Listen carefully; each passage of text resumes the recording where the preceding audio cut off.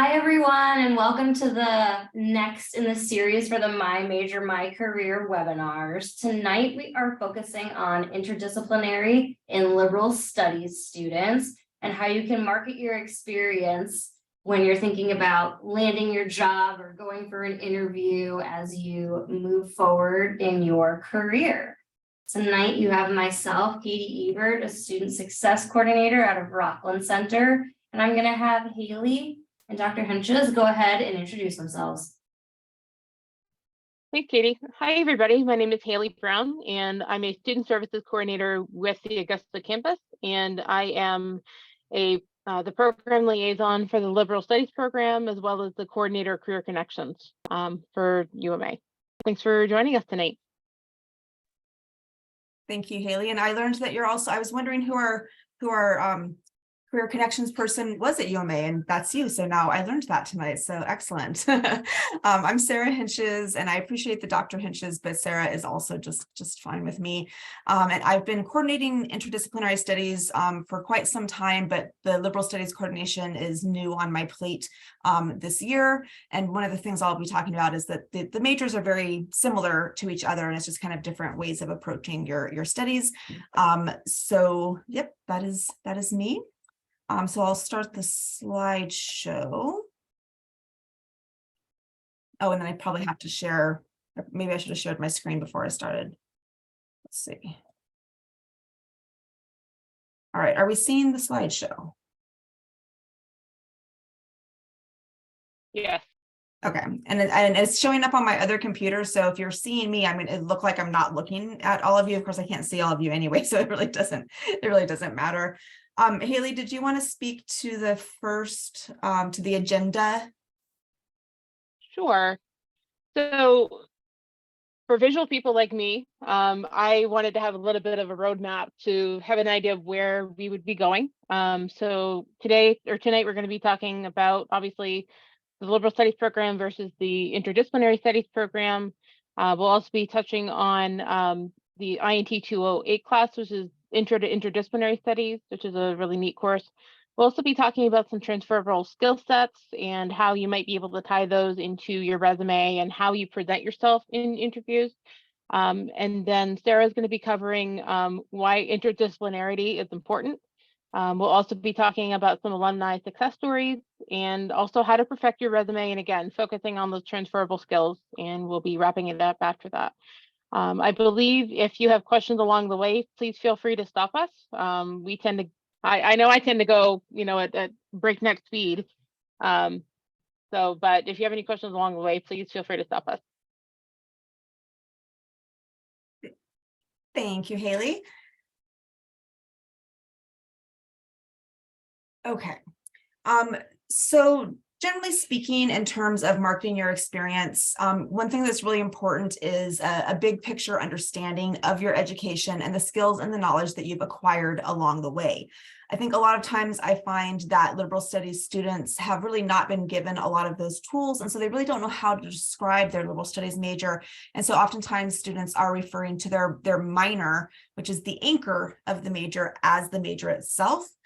Which isn't completely accurate. And so there are a lot of benefits to being a liberal studies major. And so that's part of what we're talking a little bit about tonight. You also need some language to describe your experience and specific examples to illustrate your skills, experience, and potential contributions that you might be making to an employer or to grad school. As a liberal studies or interdisciplinary studies major, you have experience learning and innovating, problem solving, making connections, thinking critically, communicating effectively. This is just a short list, and these are all things that employers are going to be looking for in the people that they want to hire. So ultimately, these two majors are both providing a solid foundation of what we're referring to as transferable skills, and we'll be coming back to what that means. But what's really important is how you describe your education. And so again, a little bit better understanding of your education can go a long way toward that description. So liberal studies often has the perception of being kind of just a degree completion or a major that people choose if they're undecided or they're flaky, or it seems like a kind of superficial, not real college degree to some people. There's also this kind of connotation and misunderstanding of liberal studies as somehow connected to like the liberal side of the political spectrum, which is not what it means at all.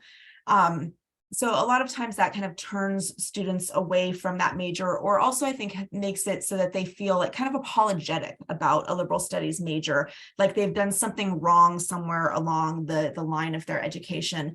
I meet with a lot of students who are liberal studies or who are interdisciplinary studies. And what I find when I do advising with them is that oftentimes, you're taking courses that are interesting to you, and you've maybe taken a lot of different courses, maybe at different times, maybe at different universities, but they always become a clear picture when you have a little bit of help in looking at that kind of puzzle, all those puzzle pieces that are in front of you with your education.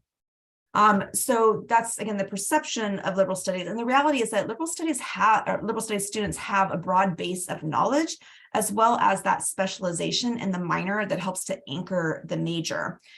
So your major is drawing from the liberal arts tradition, and that liberal arts tradition is really looking at creating well-rounded, engaged citizens. And that's part of what the general education part of the major is for all students at UMA, and what differentiates a degree at UMA versus like Beale College or a Kaplan University, or something like that. So that foundation of liberal arts is really the starting point for education generally, higher education generally, but you're pulling even more of those marketable skills as a liberal studies major.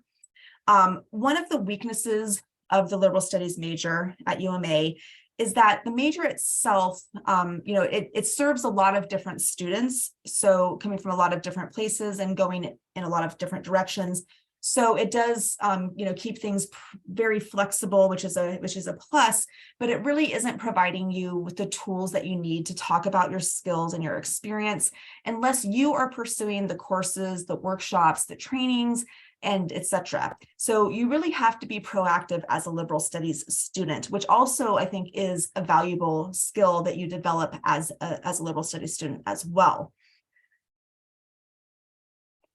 So some of the ways that you can make the most out of a liberal studies degree is to be thoughtful and purposeful in your course selection. So you've got that minor, and then you've got your general education courses, and then you've got a lot of what we refer to as upper level electives and lower level electives. So again, that's, I think, a little bit misleading, because it's not that they're electives at all, but that is the meat of your degree. So really thinking about what courses move you in the direction that you want to go in terms of your overall education, the personal benefits that you want to get from your education, and your career aspirations. So meet with your advisor, whether that's Haley or whether that's also, in addition, a faculty member. Like, especially if you have a minor, it's not a bad idea to reach out to a faculty member for some advising in terms of the classes that you're taking for your minor. And the minor itself doesn't have to be something completely separate and different from the rest of your major. So you can really think about how to, build a liberal studies major that moves you again in the direction that you want to go. So one of the recommendations I have is to kind of think about clustering your courses across disciplines to make connections. So like at the gen ed level, for instance, we have, you might be taking a history and American history survey course, and you might take an American literature survey course at the same time, and those two classes can speak to each other. And that's just one example. I didn't prepare examples, so that's just the off of the top of my head example for that. But there's a lot of courses that relate to each other, and again, your advisor can help you in making those decisions. And I apologize, I should have also put Katie's name on there. You don't just have to meet with Haley. I put Haley because she's like in charge of the liberal studies advising students. So Katie's in charge on the Rockland campus, right? Did I get that right? Yes, and we have other student services coordinators as well, who also advise liberal studies students. I am the primary advisor for Augusta and Bangor, but yes. Yeah. Thank you for the clarification, Haley. You're welcome. So also taking courses that are going to provide you with important skills. And I'm going to talk more about INT 208, which is an introduction to interdisciplinary studies, which is a requirement for the INT major, but is a really great course for, I think, all students generally, and especially for liberal studies students. In the future, it might become a requirement for the major, but it's not right now. English 317 professional writing is one of the options in Gen Ed. So you can take English 102, the Introduction to Literature, or you can take professional writing. And professional writing is a prereq for grant writing in a global economy, which I really think, I wish I would have taken that class. Maybe someday I can work it into my schedule, but a really valuable class for students, I think, who want to go into a lot of different fields. The CIS 131 web applications and development is something that, it's really great to have a variety of different tech skills. And that's one that can, I think, help to move you forward in your career. And if you want to work with people, even if you're not a mental health and human services major or minor, there's a lot of HUS classes that can really, again, give you a lot of skills toward working with people generally. And again, lots of classes in addition to workshops and other offerings that we have. And also to embrace opportunities to gain experience like internships for credit. And I'm going to come back to that idea as well. I will mention, like Haley said, there's room for questions. I will have a few pause slides where we can really stop for questions as well, because I tend to just kind of start moving through the slides. So again, the reality of liberal studies is that pursuing a liberal arts degree helps build the skills that are most in demand from employers: communication, teamwork, analytical skills, and more. And it teaches the flexibility needed not only to succeed in getting a first job, but to succeed throughout their careers in a rapidly changing workplace environment. And I think both with liberal studies and interdisciplinary studies, that is a really key idea to hone in on as you're marketing yourself and marketing your skills from your major, is that a lot of majors that are really focused on a particular profession and are preparing students to get a certain kind of job. In 10 years, are those skills going to still be relevant? Maybe, but probably there's going to be a lot of continuing education there to keep up in a variety of different fields. And so liberal studies and interdisciplinary studies as well can prepare you to do a lot of different kinds of work and to be able to toggle through different kinds of work as well. Sorry. Okay, so interdisciplinary studies. So some of the perceptions around this major is, it's not familiar language. It's a mouthful, right? Sometimes I even struggle to say the word interdisciplinarity. It seems sometimes as being not like a rigorous, education. Again, it seems complicated. And in the past at UMA, it was a lot more complicated. There was a lot more paperwork. You had to put together a proposal. You had to write a statement. You had to have everything approved. And we've taken out a lot of those roadblocks to the major. So it's still a little bit more complicated than a liberal studies major. But there are some reasons for that, which I'll talk more about as well. So in reality, the INT major is a self-designed major, and it can be just about anything that you want it to be. And what you put into it, but with liberal studies as well, what you put into it is what you get out of it. As a major, INT does have those tools built into the intro course, the INT 208 course, that help you to understand and communicate your skills and your knowledge. And it also has a capstone that provides a culminating experience. INT provides opportunities for internship credit for work that you're already doing or for projects that you design. And then just a little side note and a secret here, I've got this on the interdisciplinary studies slide, but these are also resources that are available really to all UMA students, but particularly to liberal studies students as well. Again, I think most students don't know those are available, and that's usually because they haven't talked to me. So INT 208 again is the kind of the required intro course for the INT major. It's also an option on the Gen Ed requirement list. The theories and methods, I believe, is the category for that requirement in liberal studies. And so in that class, one of the things that we do is we work to understand an overall purpose of higher education. Like, I think that's something that's missing a lot of times for students in college is, why are you here in the first place? What is this whole enterprise about? So we look a little bit about, again, just education more generally, higher education. We also in that class look at the way that disciplines are developed, what these categories mean, what kind of work is done in different disciplines and different fields, the different kind of language that people speak in these different fields. But we also look at the ways in which these disciplines practice interdisciplinarity and transdisciplinarity. So for instance, we tend to have, again, these kind of umbrella categories like humanities and social sciences and the arts. And those are the categories that we work with in INT 208. And it gets far more complicated than that. So you have to take INT 208 to learn more about that. I also want to point out these terms, interdisciplinarity, transdisciplinarity, and then another term, multidisciplinarity. And so liberal studies is multidisciplinary. You have a bunch of classes that are on that list. You're taking a bunch of classes in a variety of different categories. And it's like this kind of list. It's a bowl of fruit. We often refer to as a metaphor for that. Whereas interdisciplinary is, we're looking for, again, it's courses that might be in all of these different areas, but we're looking for ways to integrate and connect and compare those courses as well. Excuse me, transdisciplinarity has a couple different meanings. Oh, and sorry, and interdisciplinarity would be like a smoothie, one of my favorite things. So the bowl of fruit for multidisciplinary, the smoothie where it blends everything together for interdisciplinarity. And transdisciplinarity has a few different meanings, but one of those meanings is making connections between academia and the quote unquote real world. So transdisciplinarity is a lot of work where it's theory and practice. And so it's like, why are we sitting in these classrooms? Why are we reading these books? Why are we doing these tests and these assignments?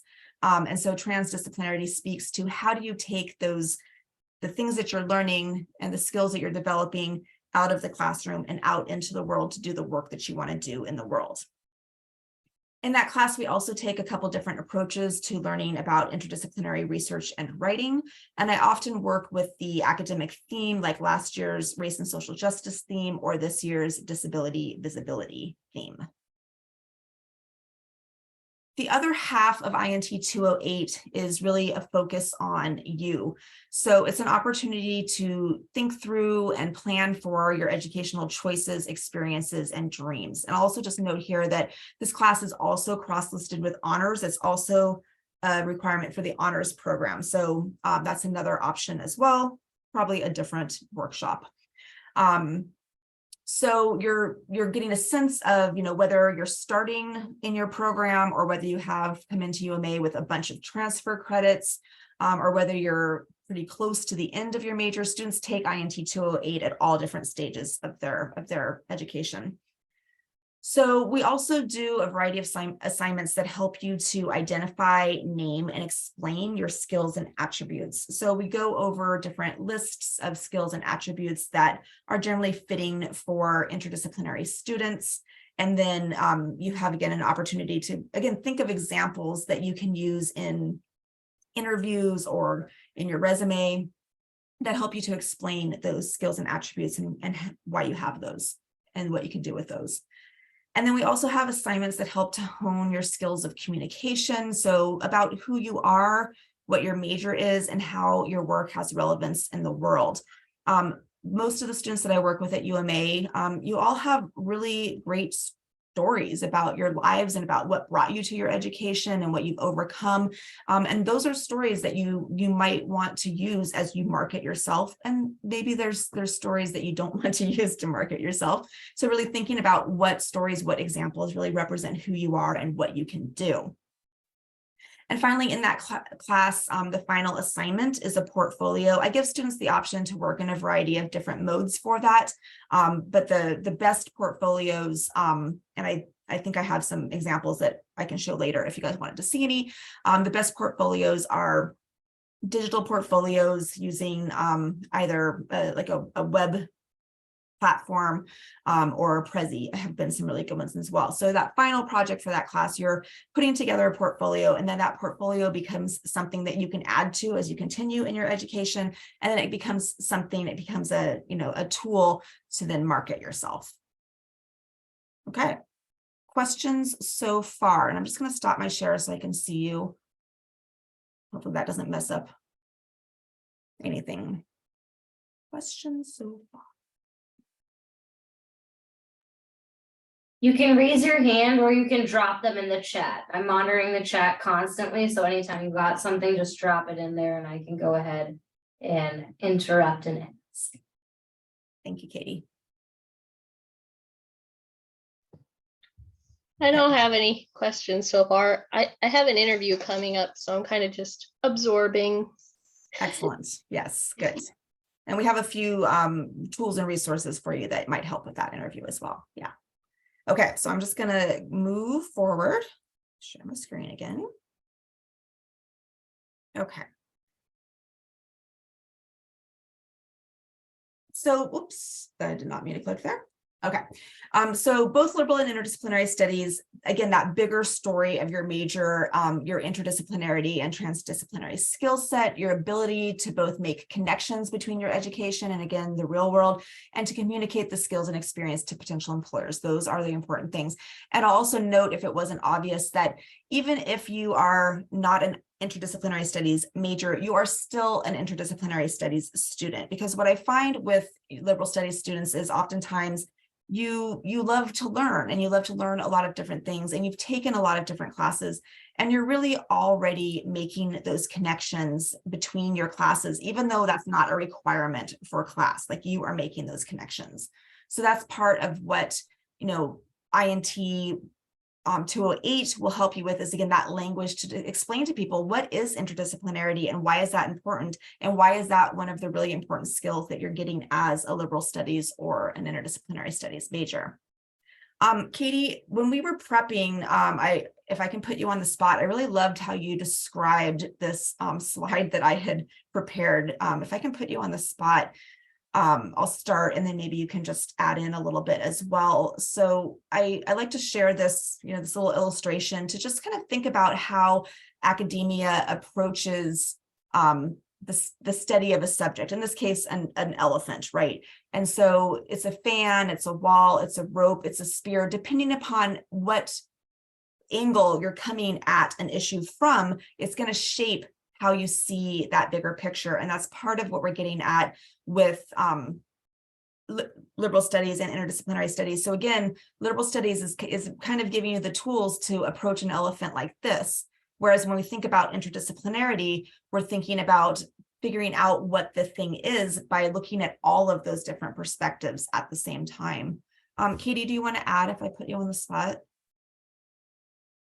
I think you definitely covered the gist of it. So what I feel like when I looked at this image was lots of students are considering a problem, and it might be something that's brought up in a paper, or it might be their actual goal itself, as trying to solve a problem or look at an opportunity. And there are a lot of different ways that you can do that. So maybe like a miniature example of that is the healthcare system in the United States. Somebody might have the tail, and maybe that's the insurance company. Somebody might have the ears, and maybe that's like the hospitals and organizations that provide that care. And maybe it's the legs, which are your doctors and your nurses. And all of those things kind of work together to create a system that either is or isn't working for some folks. And,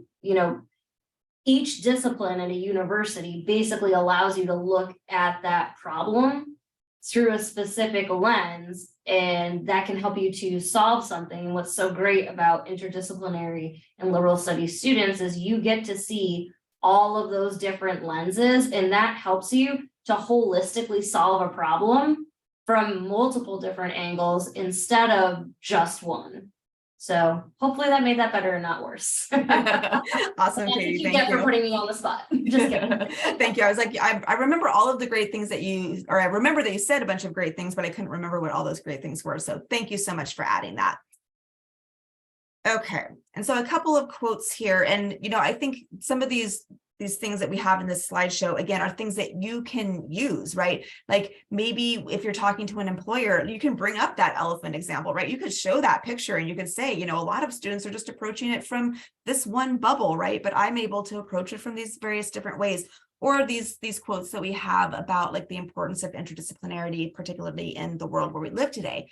So for instance, to be a responsible citizen in today's world requires a scope and a depth of learning that enables individuals to understand and navigate dramatic forces. And we live in a dramatic world, if you didn't notice, right? Physical, cultural, economic, technological, all of these things are changing very, very quickly. So all of these things that directly affect the quality, character, and perils of the world in which they live.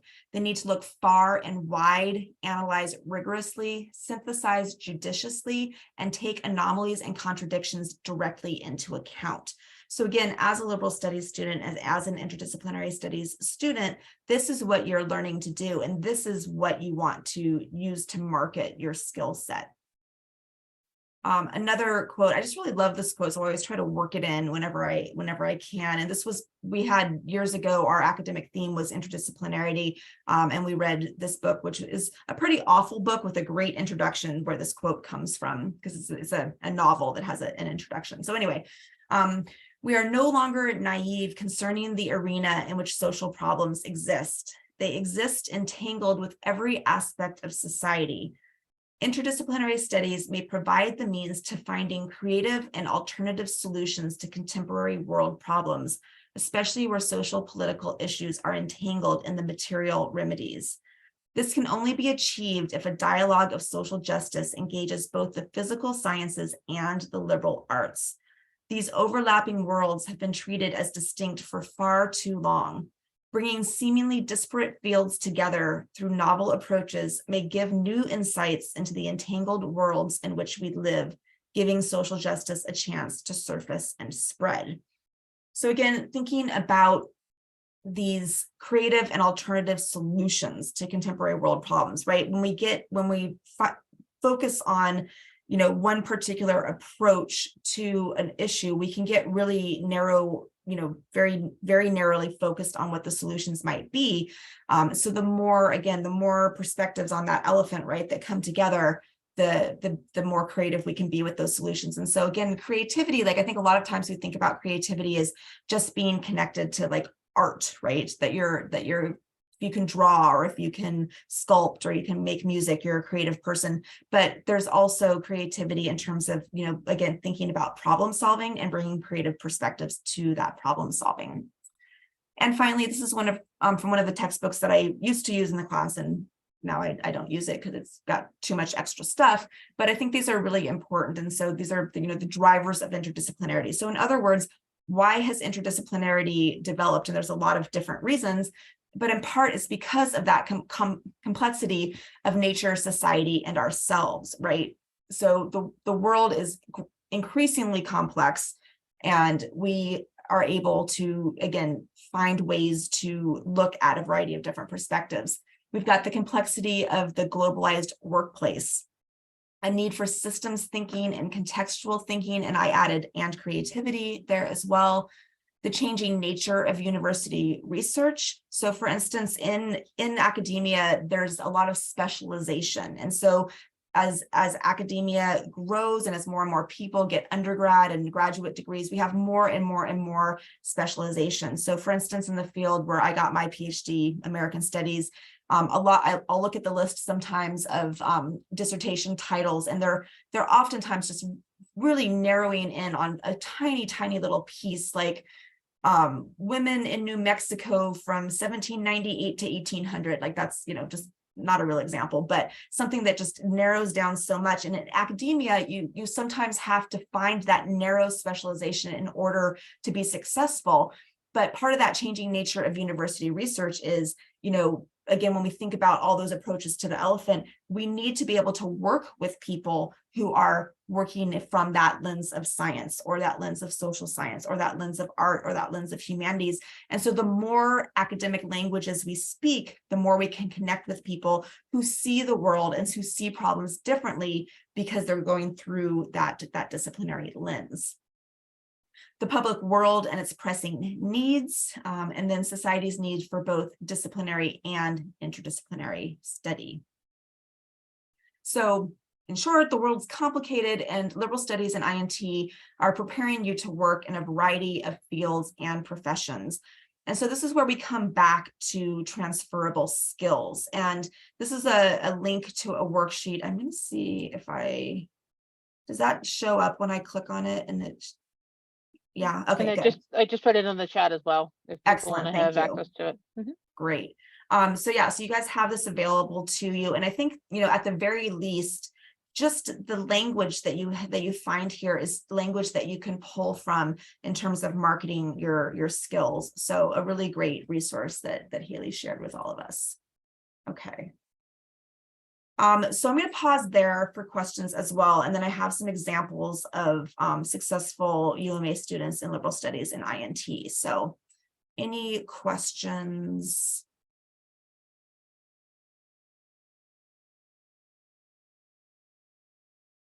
In case somebody doesn't know, what is a transferable skill? Haley, I'm going to put you on the spot because that was a term that I didn't know until we prepared this, or it was, wasn't a term that I used. Sure. So a transferable skill is a skill that you can use in a variety of different professions. So things like communication skills, can you talk with other people? Can you write, or can you communicate effectively through your writing? What are your problem solving approaches? Really anything that you feel that you can apply to many different areas. That's really the definition of a transferable skill. And it's great for folks who are career changers, for example, because they can say, okay, I've been doing XYZ for 20 years, but I really want to make this switch. Here is how I can bring, this is how I can bring my experience to the table through these skills. Great. A great question from Katie, and thank you, Haley, for that explanation as well. And you also made me think of, something that comes up a lot with the students that I work with, which is, I really am a firm believer, and I think, UMA speaks to this as well, that, it's never too late to shift gears. It's never too late to try something different. You have, so many skills and so many experiences that can apply in different kinds of ways, but sometimes it can be hard to find your way here. So, the resources that you can find at UMA to help you to kind of, navigate that world. But, I work with a lot of students who come in and they've got, classes that they took 20 years ago, 10 years ago, and they're like, oh, I don't even remember what that class was about. But it's like, you've got those credits and they're there, and we can build on that. And I have a lot of students that come in and they're like, I'm a nurse, and I was working as a nurse, and that's not really what I want to do anymore. So how can I build a major and not lose all of those credit hours that I've accumulated, right? So that's what we try to do in liberal studies and interdisciplinary studies, is make the most use of the credits that you already have, and then give you a direction to move forward with where your current interests lie. Other questions?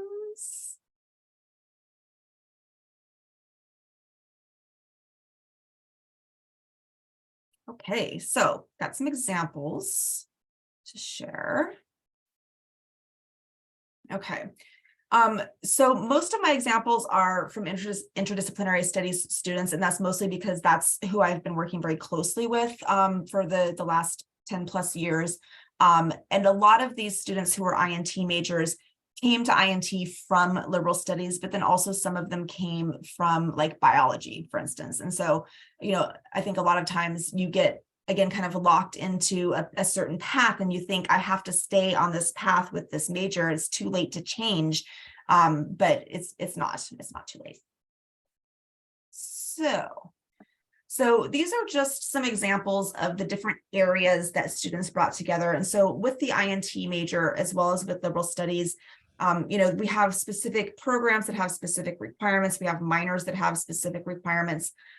With liberal studies, you've got a whole plethora of lower level and upper level courses that you're taking, that you're organizing as much as you want to. And then with interdisciplinary studies, you can organize a major along those programs, those lines of the programs at UMA, but you can also very creatively name the areas. And that's part of what I do with students when we do advising appointments and in INT 208 as well. So I had actually our first INT major graduate, at least during my time at UMA. who wanted to be an art therapist. And how do you move toward art therapy as an undergrad? It is a career that needs a graduate degree because any counseling profession is going to need that graduate degree. But she was a mental health and human services major and then put together art and cultural studies. And actually, she's one of my specific examples in a minute, so I probably overspoke there. I've had students who do cultural studies that's combining like social sciences, American studies, and women and gender studies. Those are my fields, my areas that I work in. Cultural studies is often a category that shows up a lot in interdisciplinary studies because it is a kind of an umbrella for a lot of humanities courses, arts, anything that's in that very broad definition of culture. So for instance, a combination of cultural studies and drama and communications, of music, cultural studies and business, of sports studies, women's gender and sexuality studies and writing, computer information systems, sociology and English, human services, Spanish and English, WGS, human services and education, art, English and history/government, CIS, business and German, psychology, English and art. Again, these are just some examples and things, again, that are areas that people might not think like, how are those related? But that's basically what you are creating and what you are doing in liberal studies and interdisciplinary studies. So Lauren Varro, I worked with her way back in the day at UMA Bangor, and just this year she reached out to me saying, I'm finally ready to apply to grad school. And so I thought she was a really great example to share. So she graduated from UMA in 2013 with a liberal studies degree with a WGS minor. So again, contacted me, a decade later. She's applying to Virginia Commonwealth University for a master's in public administration with a certificate in Homeland Security and emergency preparedness. And she described her goal as to become a professional who administrates and directs human resources of a federal agency. So she had a really eclectic work experience after her degree at UMA. So she attended radiological control technician qualification school. I was about to say it's a mouthful, and then I totally missed that last word. She was a physical science technician at the Portsmouth Naval Shipyard. She's worked both before, during, and after her degree as a substitute teacher, a homeschool teacher, an administrative assistant, a nurse assistant, an artist apprentice, a bakery staff, a teaching assistant, and a research assistant. Those last two are things that she did with me as internships while she was at UMA. She was a union steward for the International Federation of Professional and Technical Engineers, Local 4, and she also started her own LLC in 2013, Wild Eden Workshop, and it had a successful business that she created as well, again, as a liberal studies major. I thought I had one more slide for her, but I don't. So Tessa Hayes was the art therapy major that I mentioned earlier. So she combined art, mental health and human services, cultural studies. She then went on to attend Lesley University, which is a private university, which is very, very, very expensive. So I'm sad to say she's still paying off student loans, but she is working in her dream profession as a mental health therapist and counselor, and specifically as an art therapist. And I'll just also mention that we've had a lot of what we sometimes refer to as cluster courses at UMA, which are courses that faculty collaborate on and often have a travel component to those. And I think that post-COVID, those are going to be coming back. And those are really great opportunities for students to have a real immersive educational experience, and then also get some experience with travel as well. And those are, again, great skills to be able to put on your resume. Another recent graduate who started as a biology major and then realized that the path that she was on with biology was not really where she wanted to go in her career. She really didn't want to just work in a lab, which is kind of where she was headed. So she switched over to the INT major, and she had taken a lot of French classes, and she was interested in history. So we put those three things together in her major. And so we used to have an internship requirement of the INT major. It's not a requirement anymore, but I mentioned it earlier, and it is an option. So as she was finishing her degree, she was working working as a client services representative at a veterinary hospital. So she then used that work as her internship. So she got 3 credits of internship for this work that she was already doing anyway. And it culminates with a reflection that relates that work back to the student's major. So this is what she had to say about the internship and her reflection. This past year, I interned as a client services representative at a veterinary hospital. I found that relying on my interdisciplinary training in biology, history, and French became my guiding star in successfully navigating this tricky terrain. And she describes more of what some of those skills that she had to put into place. Always my work required me to go above and beyond in getting people excellent care for their animals. In order to do this time and time again, I had to be able to empathize and to imagine what their experience must be. By drawing on the skills I learned in the study of biology, history, and language, I was able to do this well. So this internship was one of the last things that she did. She did the internship and the capstone as one of the last things for her major. And the capstone in INT, again, is an option for liberal studies students. So if you are at the end of your liberal studies major and you feel like, I really want, something that pulls all of this together, right? Like, well, how do I make sense of all of this education that I've been pursuing? The capstone course is a really good option for you. And so the capstone course is a project that you develop with my help or with another advisor's help. And so she did the internship and the capstone, and then she reached out to me, I think like a couple months later, that she was applying for this job at Maine Health Innovation and asked me to be a reference for her. And so she got back to me and she said, I got that job at Maine Health with the Innovation Center. There's been so much to learn and it's challenging, but it's such a great job and I really like working there. So this was certainly, as a biology major, perhaps this kind of makes sense, but she needed far more skills than just knowing about biology in order to get a job like this, where it's really about, communication and connecting people and organization skills and all of these things. So this is probably not a job that she ever had thought was going to be like her career path, but that is, what she ended up finding. And she was able to get the job in part because, she could speak to the skills and experience that she got through her interdisciplinary studies degree. So some of you may know Courtney Allen. She's, at least I think she's probably one of our most famous graduates, especially if you're in the Augusta area. And I don't have a lot of details here about Courtney, because if you're interested, you can certainly Google her and find out a lot more.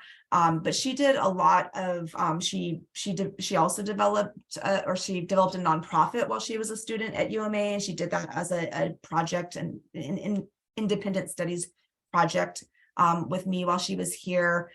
She does a lot of work with advocacy and a lot of work around opioid overdoses and et cetera. And she was elected to the Augusta City Council in 2020. She's a counselor at large. I've seen on Facebook that she's looking at applying to law school, I believe, which is another path where liberal studies or interdisciplinary studies can take you. And then just a few other little examples. So Carly put together psychology, gender, and advocacy as the title of her major. So that's another thing that's different about liberal studies versus interdisciplinary studies is with INT, you're actually naming your major. It doesn't show up on your diploma, but it is a name that when you're applying for jobs or applying to grad school, you can say an interdisciplinary studies degree in psychology, gender, and advocacy, for instance. And advocacy in American institutions. It was a longer title than I said. So she's now working as a children's case manager at UCP of Maine. Carissa, her major was named educational advocacy. She was working for JMG toward the end of her degree, and she went on to get a master's degree in leadership and management from Case Western Reserve. Releria was American culture, gender, and justice, and she got her JD from USM's law school and is now working in, as a lawyer. Jessica was an American women, gender, and sexuality studies major, and she went on to get a master's in communications and WGS at UMaine. And Maggie just recently graduated last year, and she put together intersectional culture, care, and advocacy. She was probably working on her degree at UMA, probably at least like 6 or 7 years part-time. She got accepted to the USM Masters in Social Work program, which she's currently in, and she works for the Opportunity Alliance. So those are some examples, and just to kind of reiterate this idea of marketing your experience. So what you major in is less important than the specific experiences that you accumulate and how you communicate these experiences and the skills you developed through those experiences. Knowing the value of your liberal studies or INT degree and a college education more generally and how to talk about it is really important. Taking advantage of opportunities to gain experience and to build skills in your coursework and beyond. And I'm also just going to make a note there that one of my regrets as an undergrad was that I didn't take advantage of like all of the different events that happened on campus or, now via Zoom, guest speakers who came in. There's a lot of opportunities for enrichment on college campuses. And as an undergrad, I really didn't take advantage of those. But I started to do that more when I was in grad school. And I learned so much by just going to events that different people were putting on. And now as a professor, I learn so much from the events that I go to and the events that I organize. So for instance, I've been doing a critical disability visibility speaker series. The last one is tomorrow at noon. And just learning so much about disability and just, again, really growing professionally and personally from those opportunities that are provided, not through official pathways, but just, again, through different events, through these academic themes that we have at UMA. So I would definitely recommend taking advantage of those as well. And again, thinking about what you bring to your work, your future work, your current work through your personality, your life story. The struggle is real and you are resilient simply by, being here, working on your education. You are illustrating that resiliency. So I'm just going to pause again for questions, and then we're going to, again, kind of focus on a few like specific skills.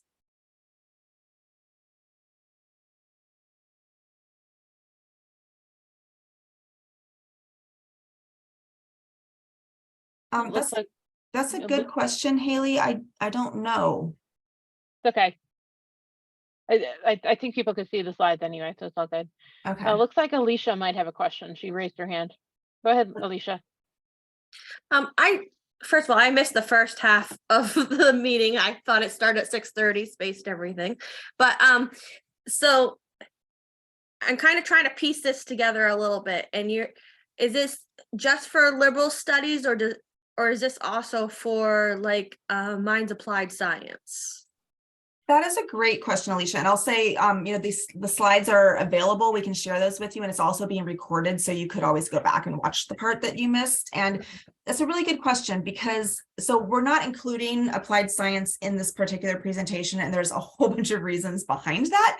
But applied science is pretty much the same version. It's the same thing that I'm talking about when I'm talking about liberal studies and interdisciplinary studies. It's just a different name for that.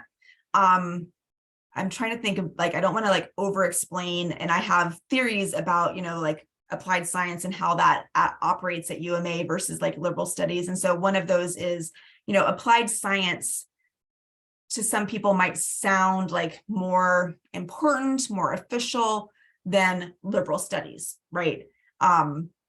It's back, you missed the part where I talked about perceptions of these majors. And at least for me, that's a difference in perception that applied science. One of the differences with applied science is you have to have an associate's degree or a certain number of credits coming into applied science, and that is not a requirement for liberal studies or INT. So that's one of the differences, but everything that we're talking about here is absolutely applicable to an applied science degree. Okay, because I'll be graduating in May with my applied science with my minor in advocacy. And then I already have an associate's in early childhood education. Yeah, that's great. Sorry, I just got distracted because was going to answer Haley's question of sharing. Did that That's all change? right. Did that change it or? No, it's still, Oops. so I think if you, I don't know. I think I might just be sharing the wrong screen. Let me just stop might and be it and too. try it again because it comes up as a couple different options. Let's see. Well, what I can say, Alicia, is come see me and we can chat about like your marketing strategy and your job search if that's something that you want to pursue. And we can talk more in depth about how we can help you market it. All right, thank you. You're welcome. I apologize for my multiple tech Oh, good. problems here. I don't know why Oh, it's doing that. Oh, technology. Yes. Oh, good. Okay. Oops, and then I got to the wrong screen. Okay. Any other questions? And then we're going to talk a little bit more about some specific other hopefully helpful tips. Alicia, just to recap, just because you kind of came partway in through, so what we had talked a little bit about is how people combine their different areas of interest to kind of create their own degree or their path.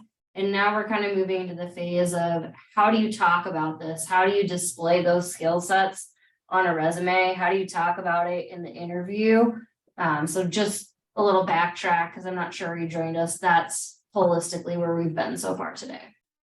Okay, thank you. Yeah, I think this is great. I mean, when you look up liberal studies, like just on Google itself, nothing really good ever comes back from doing it. You know what I mean? Like, what is like, so that's been my struggle. Like, that's what I'm going for. I'm currently incarcerated at MSP. But I think this is great. And I'd love to hear like how to talk about it. What can I, you know what I mean? What are the best ways I can present it? This and that. So yeah, I mean, I also came in late, but I think I got the hint. Okay. Thank you, Justin. And yeah, exactly. I think, if you're not, a lot of employers, like they might not know what liberal studies means. And so then you as the student with the liberal studies degree then has to explain what that means, right? And a lot of times, again, like one thing you might have missed is, as a liberal studies student, you're not given the tools to be able to describe the value of that major. And then, yeah, I actually have, I don't know if I've tried Googling liberal studies, but yeah, I imagine that just like all sorts of things come up and, sometimes it's referred to as liberal arts and then sometimes it's referred to as liberal studies. And one thing we've been talking about at UMA is like, if we were going to change the name, what would we change it to? And we've yet to, find a suitable name that really kind of represents everything that liberal studies can be, because liberal studies is an extremely diverse major. Students are, they have minors in like every program at UMA, and they have, courses and experience and life experience, from all over the map. So it's hard to describe it as just one thing. So yeah, that's part of what we're getting at today. And Justin, you might have missed the part where I talked about the INT 208 class, which is very specifically designed to give you that language and a way to talk about the skills and to talk about your education. Is that something I could get into? Yeah. Or Absolutely. Mhm. that's something I could email you and try to get establish that? Mhm. Yep, for sure. Awesome. Yeah, because like the way I've looked at it is like, all right, this is like my foundation of my house. You know what I mean? Like this is like a broad spectrum of like every field. You know what I mean? So Yeah. sorry about that. So, oh, yeah. yeah, so like that's how I've always looked at it, like, and then I can utilize that. I can transition from that from any degree I want to pursue after that. Mhm. But it's like, am I wasting 2 years? And because I don't as I said before, it's just like I've never really heard anyone say anything good about it, Yeah. and it's like, so, and then whenever I Google it, it's like, and then I try to justify in my mind, like, all right, I'm doing it for this reason. So, Yeah, I yeah. mean, Those are great questions and points, Justin. And so I want to address that a little bit. And then I also want to mention, so I usually just teach INT 208 in the fall. And so I'm also offering it first 7 weeks of summer as well. And I offer that as both in the fall as an online real-time as an online asynchronous course. So there are opportunities for that. But, one thing that you mentioned, Justin, like in thinking about it as a house, right? It's great to have a metaphor like that you can use to explain your major to people. And you're right. I often describe both INT and liberal studies as, your general education is that foundation, right? It's giving you that broad base in all of these different areas. And then your minor in liberal studies is giving you kind of an anchor, right? I'm not going to extend that metaphor very well, but the minor is giving you, like, I don't know, the framing of the house or whatever, however you want to think about that. But yeah, that's one way to tell people about your major. There's something else you said that I wanted to address, and now I just blanked on it. Perhaps it will come back to me.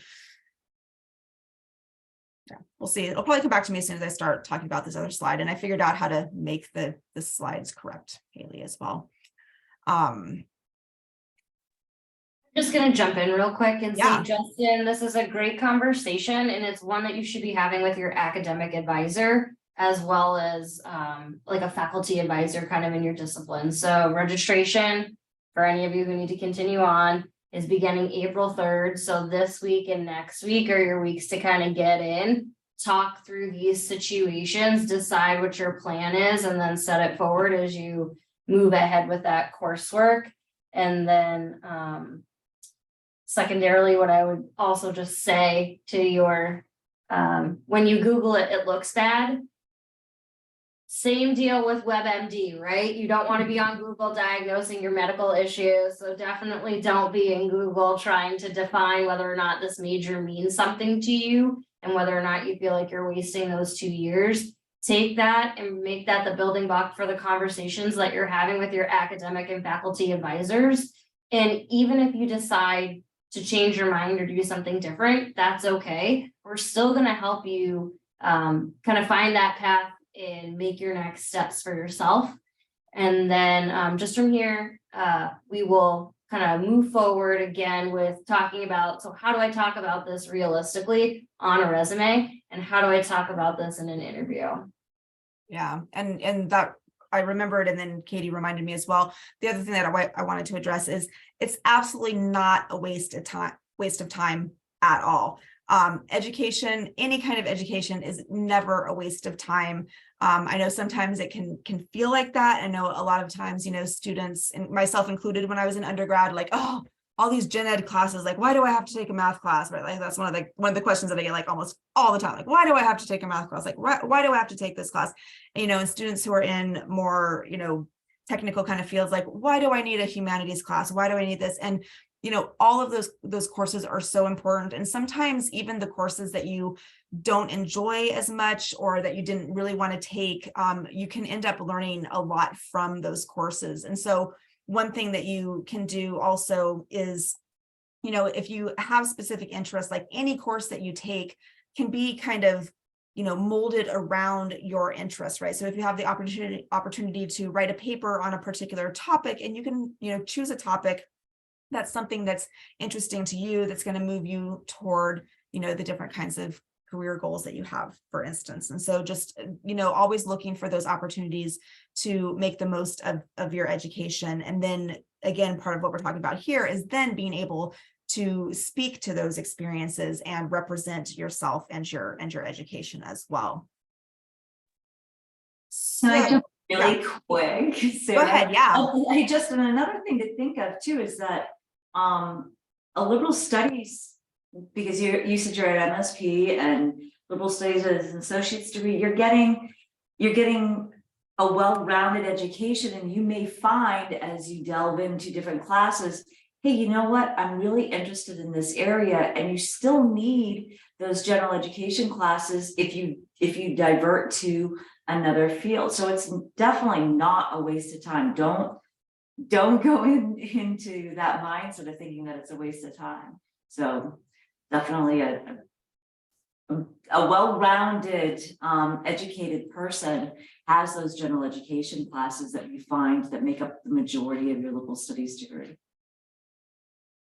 I appreciate that a lot, and that definitely sets me back on the right course to have a better outlook on it. It's just I just hear these things, and then I like, you know what I mean? Like, I guess you're absolutely right, and I don't disagree with you at all. And it's like when I said before, it's like the foundation to the house. You know what I mean? These are all my core electives. Like, and it's not like necessarily like if I was to change a different degree, for instance, I couldn't just transition into anything else as I would be able to by having the liberal arts degree. Am I correct on that? I'm not sure. So So- the liberal arts degree, you can Yeah. very easily move into pretty much any other major for the most part. Right, unlike most other majors, right? Right. Yeah. So it's a much harder transition to go from, for instance, like if you're in biology and you want to go to mental health and human services, right? It's like, got to start all over, right? But if you go from mental health and human services to liberal studies, you're capturing all of that work that you've already done, Mhm. and then you're just growing it into something different.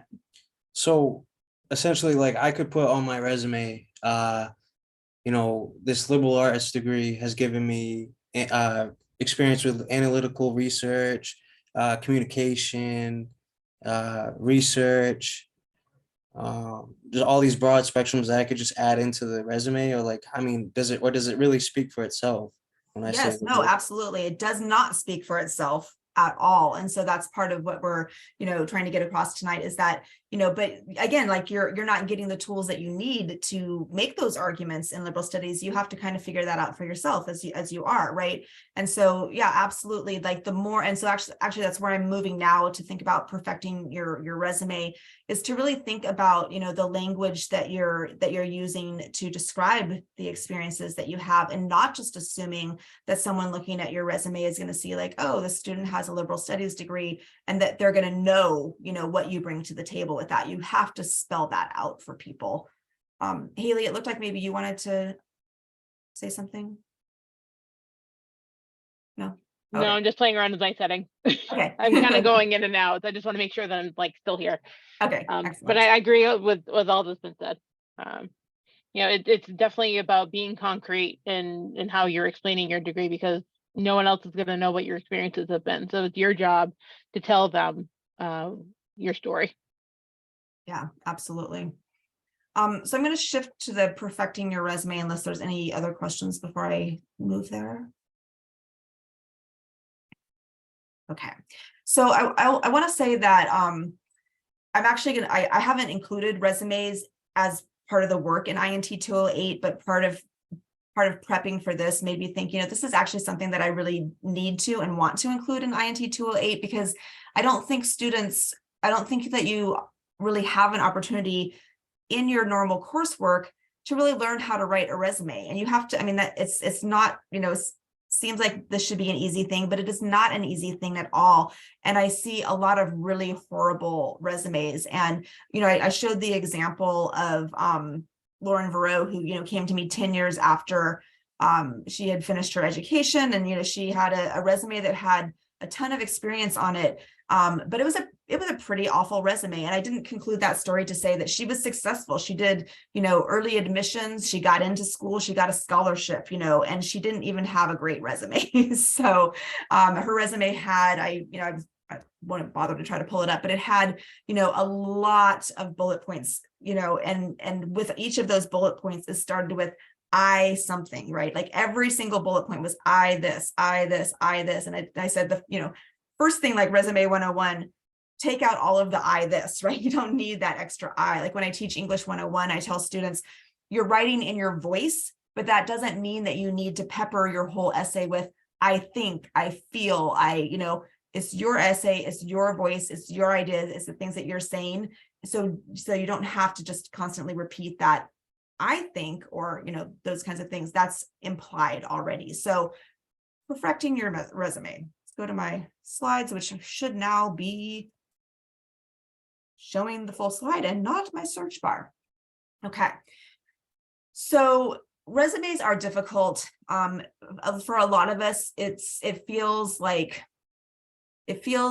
we're being cocky if we're talking about the things that we do well, and we're uncomfortable with that. Perhaps not all of us have that problem, but speaking for myself, it does. It's hard to talk about all of the great things that you do without feeling like you're just totally full of yourself and full of BS. So when you are writing your resume, it is not the time to be modest or humble, but it's also not a good idea to be cocky and overconfident, right? So when you're writing your resume, you want to be accurate, you want to be specific, you want to be descriptive, you want, concrete examples that you can share there. But you also want to remember all of the things that you can put on your resume. It's really great to get help. There's tons of online examples. You might then not be able to necessarily find a good example versus a bad example if you don't know what you're looking for. But there's workshops available, and our UMA writing centers and our online writing center Vault have tutors that can really, really help you with your resume. So I highly recommend that you go to those writing centers. And even preparing for an interview, for instance, at the writing center, they can help you prepare for the interview. Like if you're doing an interview, sometimes, like for me, it helps to write out some potential answers to potential questions, and then that helps me to be able to speak to them. So again, those are things that they can help you with at the writing center. When you're putting together your resume, thinking about organization and the overall look of the document, you want to think about what categories you have in your resume, the section headers. You want parallel construction, which for instance just means kind of structuring each thing grammatically in the same kind of way, having each of the headers for the categories be the same size font, for instance. You don't want to overuse different kinds of fonts. You don't want to overuse too much, bolding or underlining or italics or anything like that. You want to be concise, but again, you want to provide key examples. So on Lauren's resume that I mentioned, she had like the job that she listed, and then there was probably like 10 bullet points or more under each of those jobs. And it's just too much. Even if that's all, even if that's all the experience that's true and accurate to what she did, you want to be more concise. Nobody wants to sit down and read, 10 pages of a resume. And I say that, to myself as well, because my vita, which is what we call it in academia, is, way too long and has way too much stuff.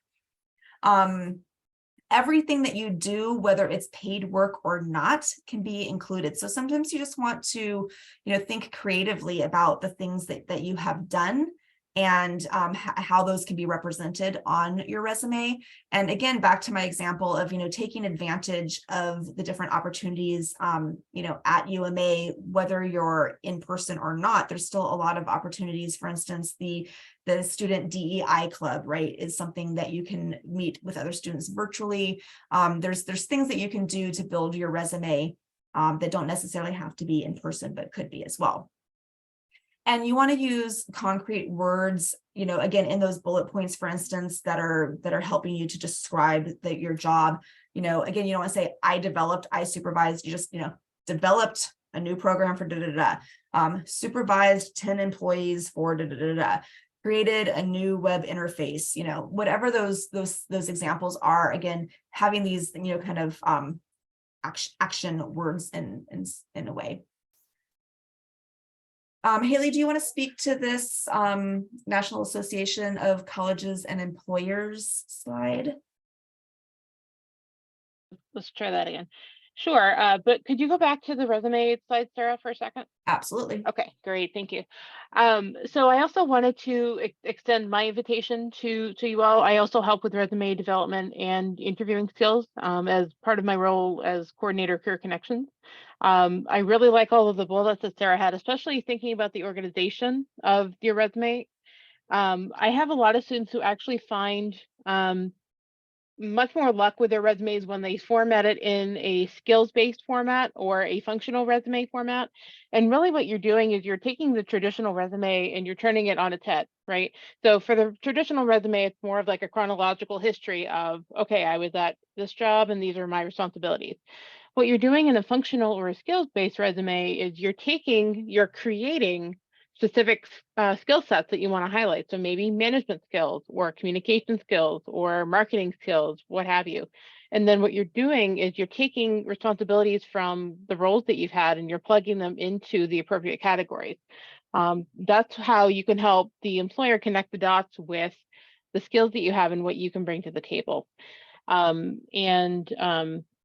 I think that was about it. And what I can do at the end of this, I can email you all. I have some handouts on resume development. Particularly, I have one of my favorite handouts is an action word handout where it's actually broken down by skill sets. So helping skills, management skills, technical skills, communication skills, and it has all these types of verbs that are really helpful in a resume. So that's all I wanted to say about that. At the end of this, would you also maybe show folks where your workshop webpage is? So if they're looking to brush up their resume or if they're looking to join in for those interview skills, where they can go and sign up for that? Yes, I can do that. How about we do that after I go through the next slide? That way Sarah doesn't have to share her slides. Because I don't think I can share on top of Sarah. Yes, I'm not the okay. host. Perfect. Yeah. And those are great additions about the resumes, Haley, as well. So yes, and then to the we're almost through the PowerPoint anyway. Yeah. Would you, real quick, would you be able to send me that in like a document, like a Google Docs or Oh, the like this slide? the second? Yeah, sure. Yeah, and I'll be sending out the whole PowerPoint anyway. So this will be included right in it. So if that works. Okay, yeah, that's awesome. Thank you. Yeah, not a problem. Okay, so the National Association of Colleges and Employers, this is an organization that does a ton of research on trends and predictions in employment, particularly having to do with college students. And I wanted to include this slide. This is based out of their 2023 Job Outlook report, and they have a bunch of data from employers and from students and graduates. But I wanted to highlight these top attributes because these are all transferable skills, you know, in terms of the problem solving idea and being able to work on a team. How do you fit into the company culture? Do you have a strong work ethic? And you can see by the percentage of respondents, you know, more than half of them, you know, basically the top 5 are the problem solving skills, working as a team, having a strong work ethic, having analytical or quantitative skills, and communication skills. You know, so if you can provide examples either in your resume or in your interview, because I can guarantee they're probably going to ask you questions such as, tell me about a time when you worked as a team or as part of a team, or tell me about a time where you had to approach a problem differently than you normally would have, you know, things like that, thinking outside the box. So these are just some skills that I would like you to focus on when you're crafting your resume. And I think it's going to be important for you, especially as either liberal studies or interdisciplinary studies students to focus on these. So. Great. Thank you, Haley. Yeah, no problem. And then, yes, we're bringing ourselves to the end of the PowerPoint here. So these are, you know, some resources to, and actually, Haley, I think you put this slide together if you want to speak to Sure. this. Yeah. Well. Yeah, these are just some resources. So this is just a direct link to the Career Connections program. There are a lot of resources surrounding career exploration, the job search, some information about resume writing, interviewing, all that jazz. And I'll also send a direct link. You can also access the career and workshop schedule that I have I updated every semester. And then there are a couple of different articles that I wanted to include. The first one is from the U.S. Bureau of Labor Statistics. You can tell it's, you know, getting late today. It's basically just information on how you can incorporate your liberal arts degree or liberal studies degree into your work. And then Grand Canyon University had a pretty good blog about, you know, different areas that you might be able to work in for a liberal arts degree. Although I will say, for the most part, your degree title doesn't actually matter unless you're looking to go into nursing or dental hygiene, or, you know, some of the degrees, they need specific credentials. But a lot of majors nowadays, or a lot of degree or jobs nowadays, you don't need a specific degree. So And then ONET is the US Department of Labor's occupational library. It's a wealth of information, so you can look up information on pretty much any occupation that you can think of. You know, what are the typical responsibilities? What kind of education do you need? What's the salary look like for either the national average, or you can look by state and even by metropolitan area, which is pretty neat. So it's just a lot of great information there. So Great. Thank you, Haley. not a problem. Yeah, that brought us to questions, and then we've got our contact information. And I'll leave this up for a second, but again, you know, Haley's going to be sharing this with all of you as well.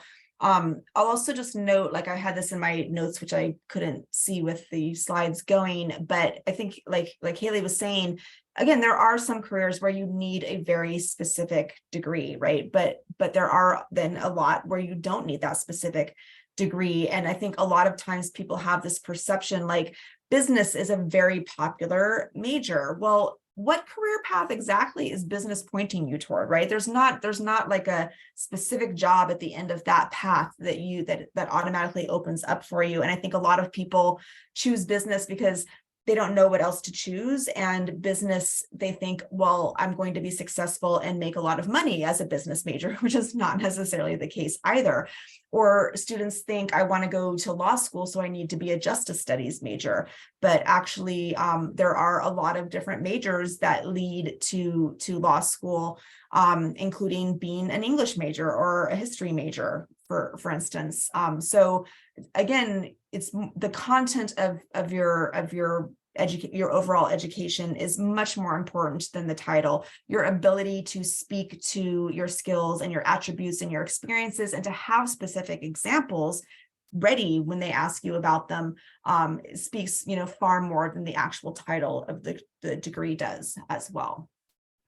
That's interesting. Like I didn't realize like liberal studies would correlate with like law or anything like that, but I got my paralegal certification through Blackstone Institutes, and I didn't realize that a liberal studies degree would help with that, as would it make sense. And it's just,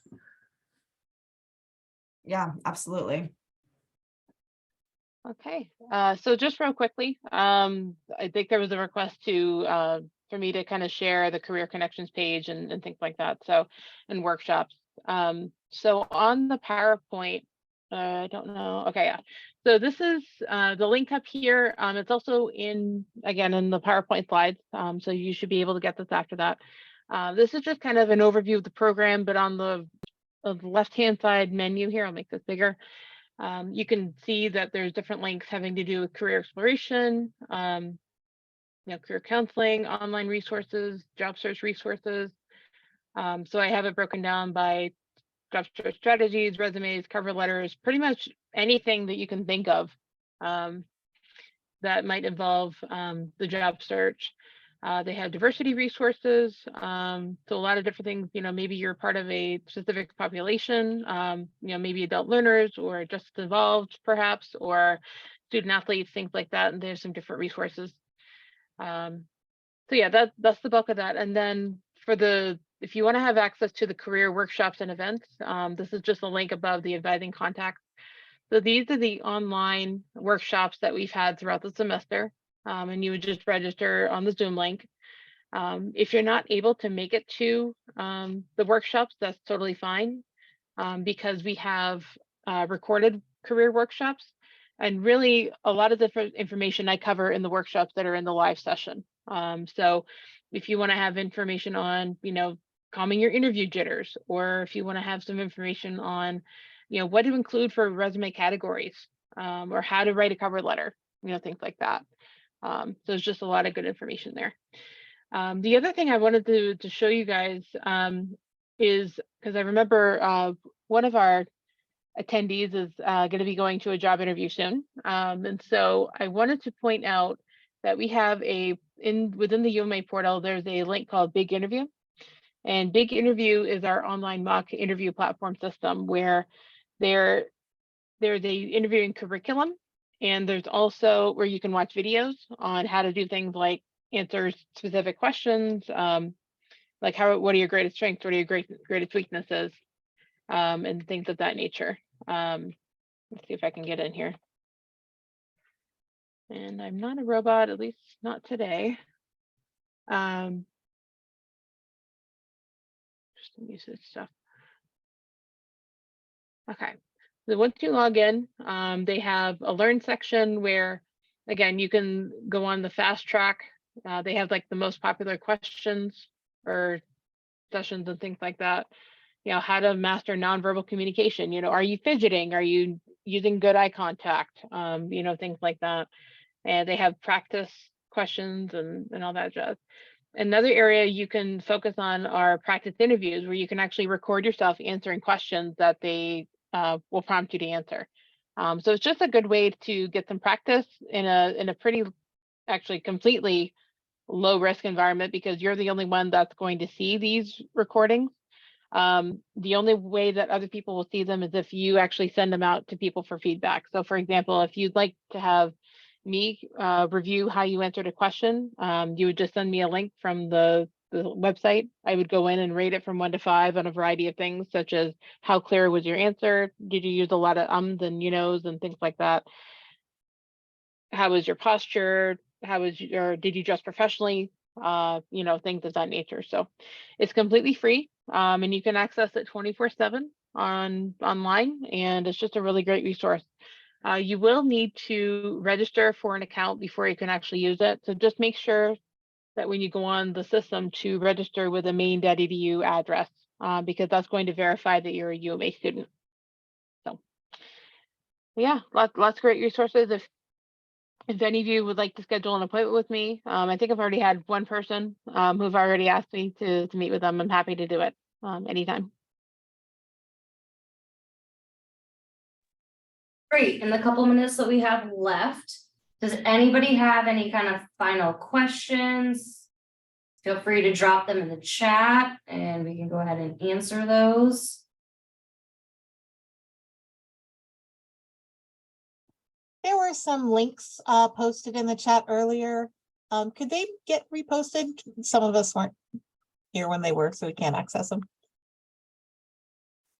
Yes, I think they're actually already linked inside of the slideshow. So the one that I see posted was a transferable skills for liberal arts students, and that's hyperlinked right in that presentation. So when we send that out to you all, it'll be in the slide deck, and you'll be able to access that.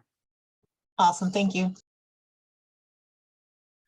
And I just dropped it in there again as well, so reappeared. Those are really great resources that Haley shared, and you know, I've seen those before and I forgot about it, and I think that probably a lot of students don't know that they have access to all of those really great resources, sadly. Yeah, and you know, Haley being that career connections, if that's the right term, you know, again, it's a really great resource, and I think a lot of students don't know that you are able to just reach out to us for help with these things. And as a reminder, these resources are free. They do not cost you anything to use, so please take advantage of them. Yeah. All right, any other lingering student questions?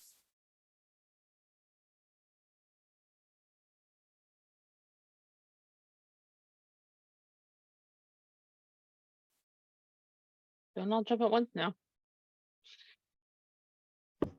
Haley, I'll probably send you an updated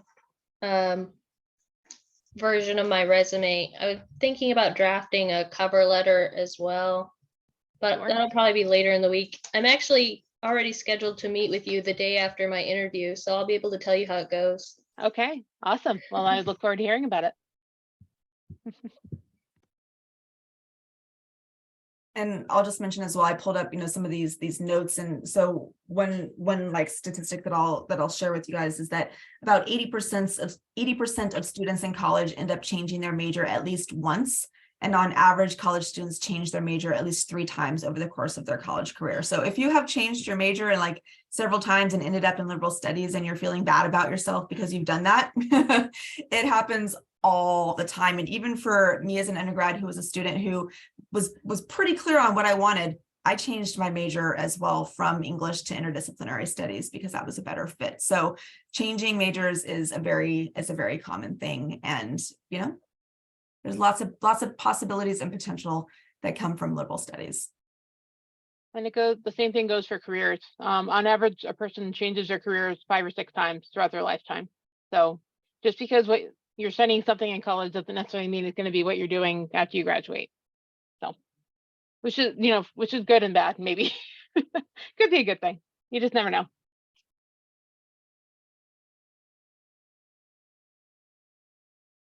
All right, well, fantastic. Thank you, everybody, for joining us tonight. It was a pleasure having you here. Again, we'll be sending the content around to you. So if you feel like you missed something, don't panic, don't worry. We've got you covered. And if you need anything in the meantime, please feel free to access that slide where you have all of our contact information so you can get a hold of us when and where you need to. Haley, will you stay on for a second? But yeah, everybody else, Sure. take care. Have a great night. Thank Bye, you. Thank everybody. you. Thank you. Have a good night. You too. There we go. I'm here, but